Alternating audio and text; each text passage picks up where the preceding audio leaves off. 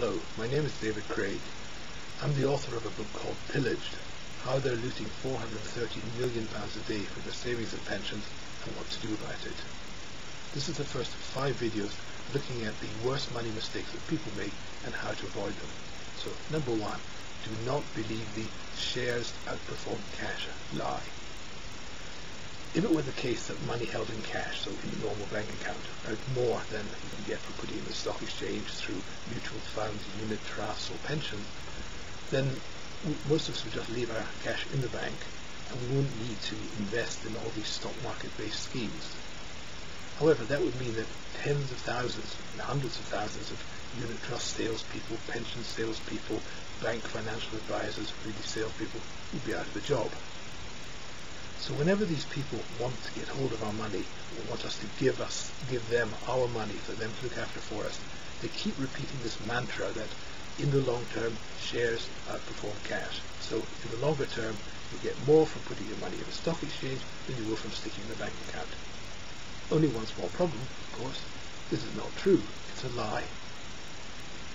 The basis or the data that these people use for making their claim is usually what's called the Barclays Gilt Equity Study. This is a study done every year by Barclays Bank. Now, we know now that anything with the name Barclays attached to it should be treated with the utmost caution. The problem with the Barclays study and similar studies like it is that instead of looking at cash, what we can get from a normal bank account, what they do is they take government bonds as a proxy for cash. Now, at the moment, you can get 0.5% from a government bond. However, if you put your money in a 2 to 3 year bank account, you get 3.5%.